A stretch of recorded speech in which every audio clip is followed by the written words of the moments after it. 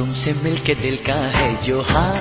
সামাজিক যোগাযোগ মাধ্যমের আলোচিত মুখ রুবাইয়াত ফাতেমা তনি অনলাইনে পোশাক বিক্রি করলেও তার ফলোয়ারদের তির্যক মন্তব্যের ধারালো জবাব দিয়েই বেশি আলোচিত তিনি। আপনি যে একটা সুন্নি বেটি প্রোফাইল পিকচারে অন্য একজন নিজের চেয়ে অনেক বেশি বয়সী পাত্র বিয়ে করায় প্রায় প্রতিদিনই শুনতে হয় কটু কথা, তবে ছেড়ে দেওয়ার পাত্রী নন তিনি।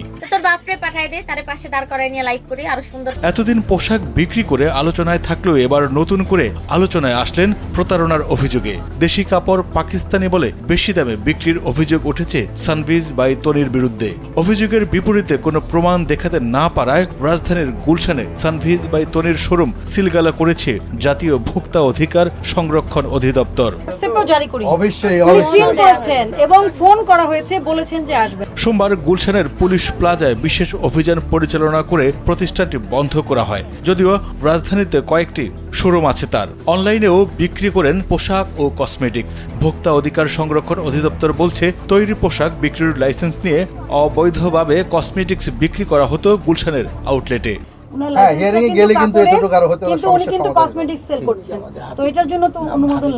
ভোক্তা অধিদপ্তরের সহকারী পরিচালক আব্দুল জব্বার মন্ডল জানান, তিনি কিছু অভিযোগ আসার পর প্রতিষ্ঠানটিকে কারণ দর্শানোর নোটিশ দেওয়া হয়েছিল। তারা দীর্ঘদিন ধরে অনলাইনে এবং দোকানে দেশি পোশাকগুলো বিদেশি বলে চড়া দামে বিক্রি করে আসছিল। তারা অনলাইনে পাকিস্তানি ড্রেস বিক্রি করে কিন্তু ডেলিভারি দেওয়ার সময় দেশি ড্রেস বুঝিয়ে দেয়। শত শত কাস্টমার এভাবে প্রতারিত হচ্ছে বলেও মনে করেন তিনি।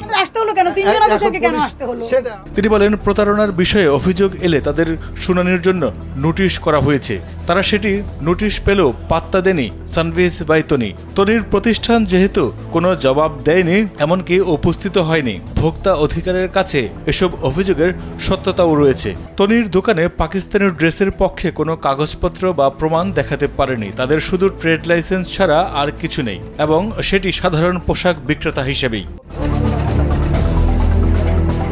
প্রতারণার অভিযোগ নিয়ে সংবাদ প্রকাশ করায় গণমাধ্যম কর্মীদের উপর বেশ চটেছেন রুবাইয়াত ফাতেমা তনি। ভোক্তা অধিদপ্তরের অভিযানের জবাবে তিনি বলেন, ব্যস্ততার কারণে কারণ দর্শানোর নোটিশ চোখে পড়েনি তার।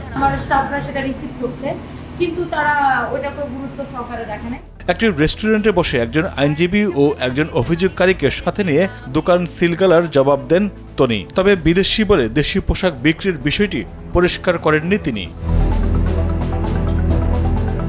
মাইদুর রহমান রুবেল, কালবেলা।